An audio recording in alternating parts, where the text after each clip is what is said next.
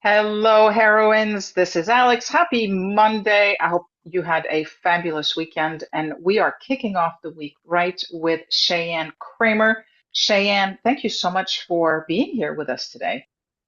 Well, thank you for having me. I appreciate the opportunity. Oh, it's going to be a blast. I can't wait to hear everything that you have to say. So let's just start off easy. Tell us where you're from and what you do. Oh, kiddo. Well, I am home is where we park it. We are full-time RVers, although we are considered residents of Florida. I'm currently parked near Knoxville, Tennessee. So we will probably be here for the summer. And there's kind of two components to what I do. So on the smaller scale, I call myself the Healing on Purpose activator because I'm all about helping people to heal body, mind, and spirit so they can live more fully in their purpose. There's too many people we've met on the road who have big visions of what they feel like they're being called to do, but illness, whether it's physical, emotional, mental, or spiritual, tends to stop a lot of people. So that's my micro part of the business.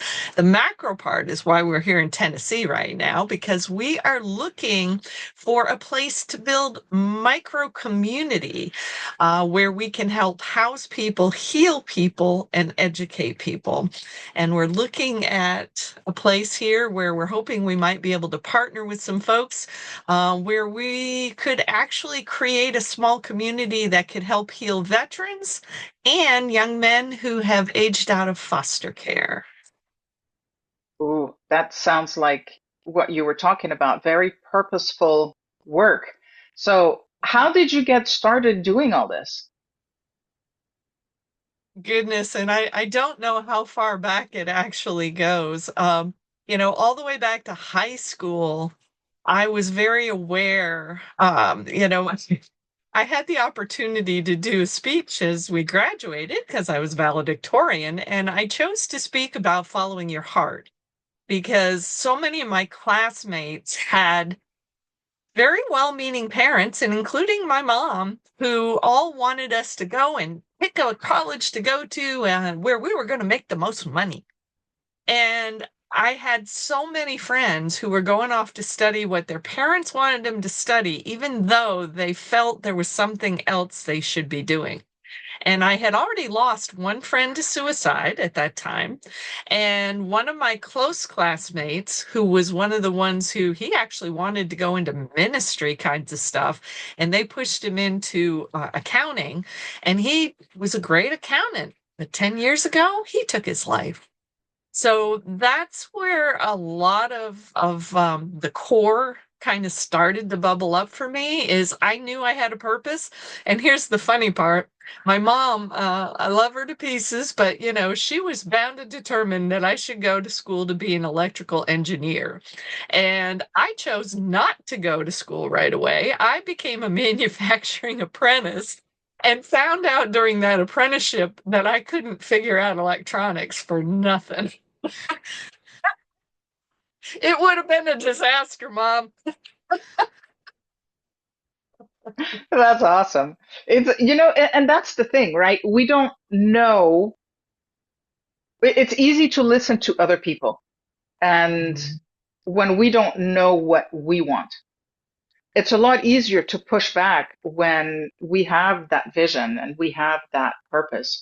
So, in the group, we support women that have just gone through heartbreak.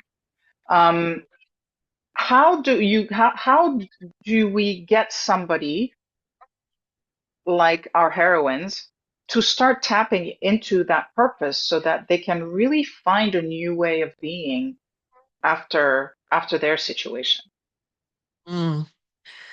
And that's such a great question because, yes, I did go through a divorce very early on. And I'll tell you, the reason that I went through that first marriage was because he had a strong calling and he was trying to pursue it.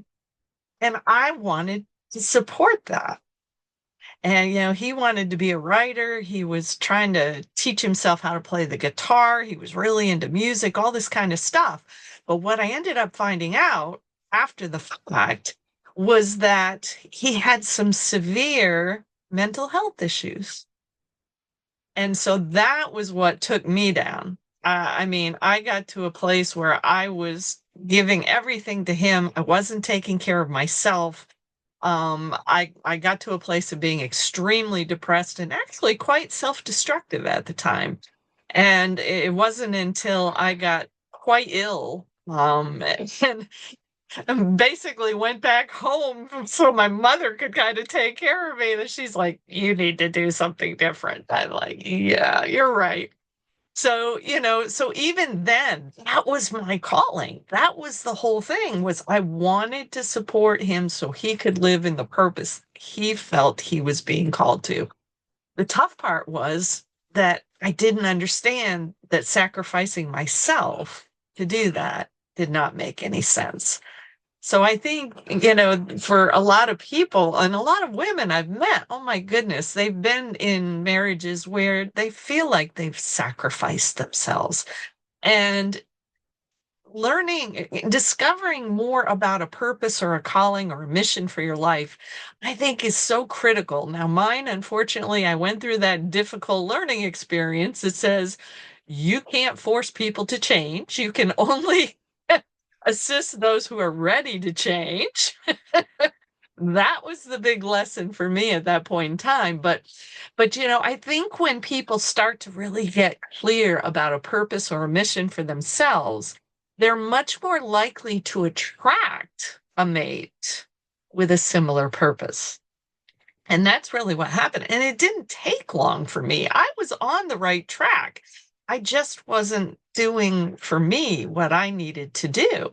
And, I've now been married 42 years, and, we are on this mission together. And some parts of it we didn't even discover until way down the path. It was really interesting how a lot of that unfolded, but there's so much power in finding that purpose. So I love that, by the way. And I'm curious, how do you define purpose? Because I've heard, purpose has to be this big, grand old thing that drives you and moves you forward. But I've also heard other people say purpose can just be how you show up every day for other people. So where do you stand on that? It definitely is a broad spectrum. I actually created a class out of my many layoff experiences called Find Your Song and Sing It, Finding or Creating Work You Love. And so in that class, I've always told people there were four main questions that could help people to be able to tune into where their purpose lies. Some of them are kind of grandiose, some of them are not. And then there was always three ways that I would share with people on ways that they could create their own situation to be able to share what that purpose was. And, I have no problem sharing these things if that's of interest. I think that would definitely be of interest because I was going to ask you anyways to put the link in the comments. So if you're willing to share right now, absolutely.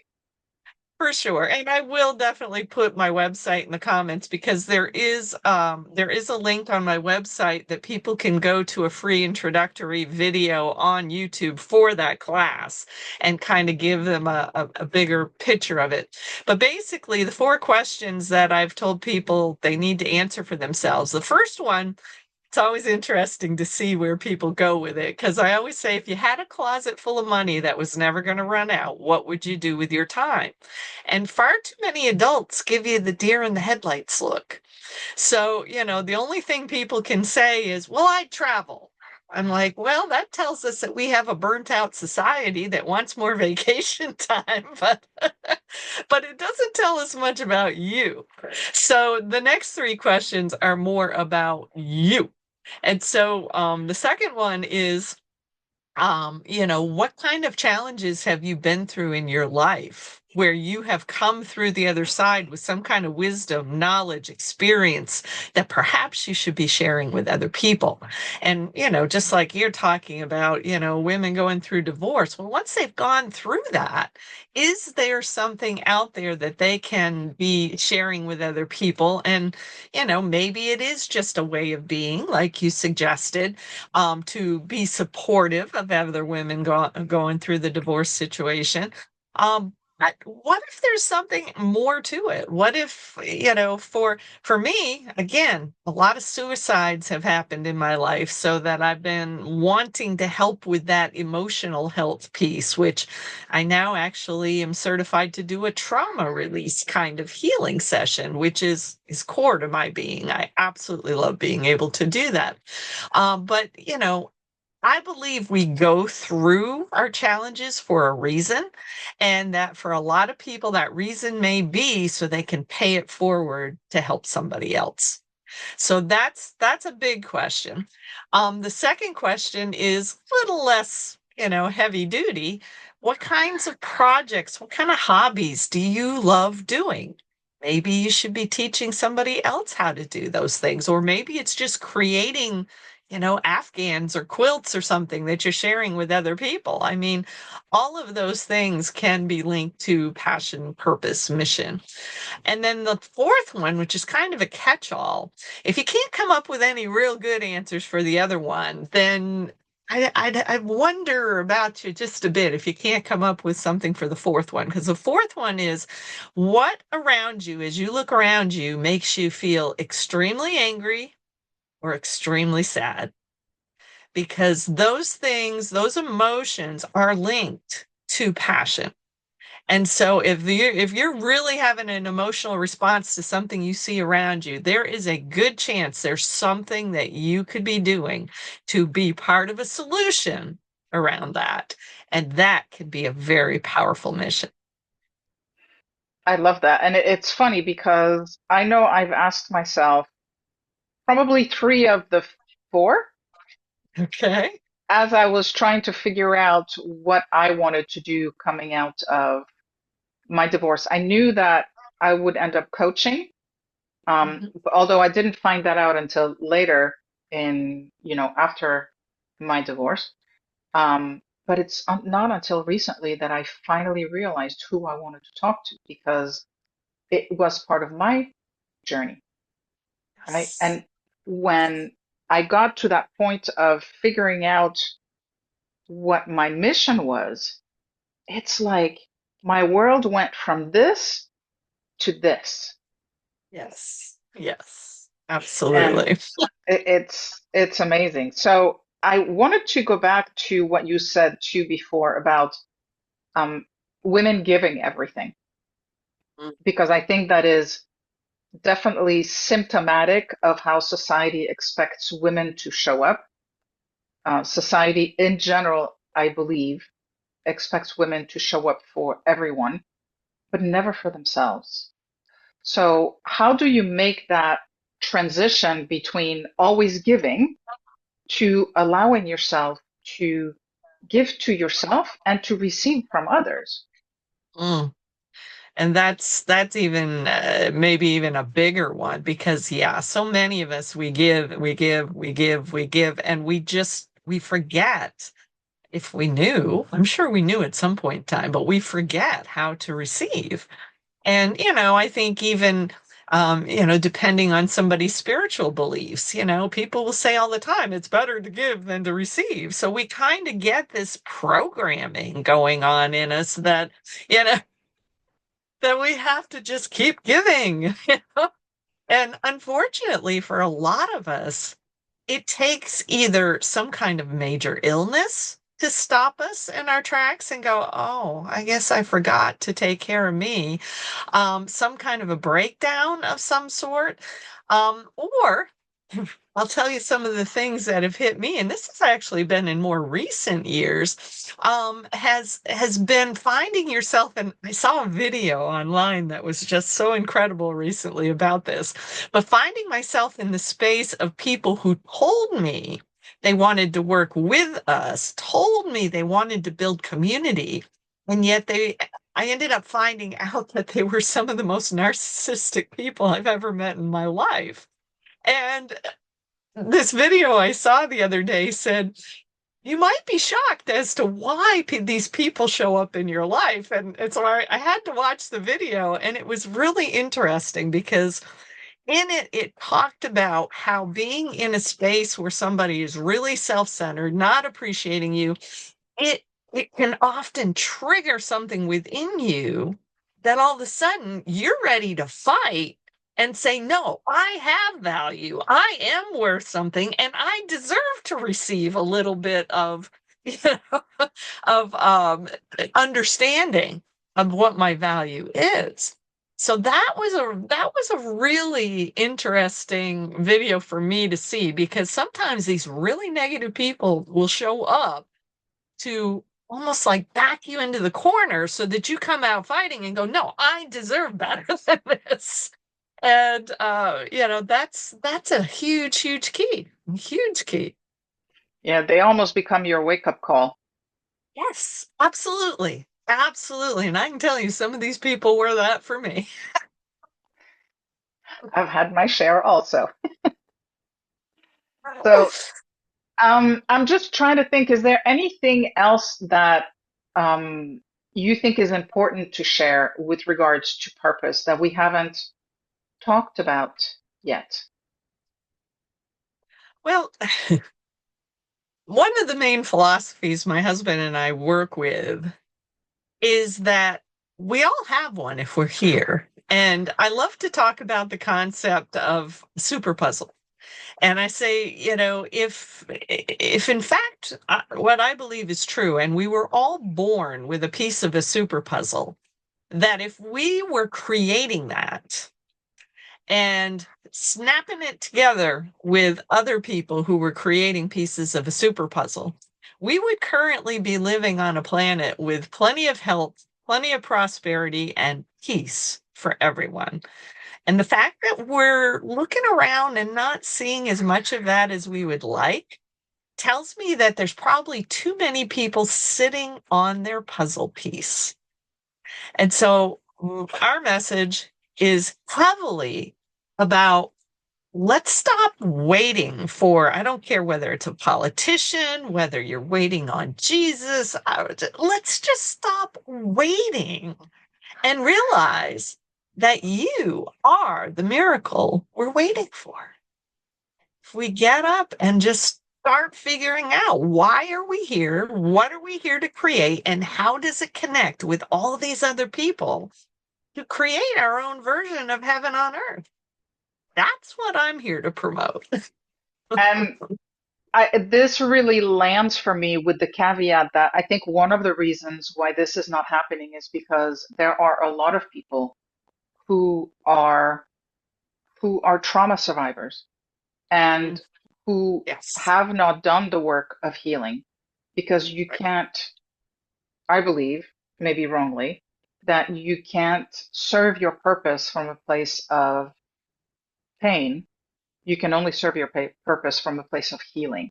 You can use your pain, right, or your past pain as a motivator, but you can only do the work from a place where you're healed. And I think as long as you're in a healing process, because I'll tell you just a quick story. I mean, it was only 15 years ago, and my husband and I lost everything. He was going through some health challenges, had to give up his business. We tried to sell it. We did it in a bad way. We were not prepared financially for what ended up happening after that, and we lost everything. And ended up sharing an apartment with our youngest son, because basically he wasn't going to let us end up in the streets. And that was a huge trauma, as I'm sure you can imagine. But part of our healing process actually ended up surprising us, because there was a number of things we did as we went and got caught in the systems out here that they tell us were designed to help us in a recovery process. But the part that upset us was that it got us trapped. And it was like hard to get out of these systems and back moving on our feet again. And so we ended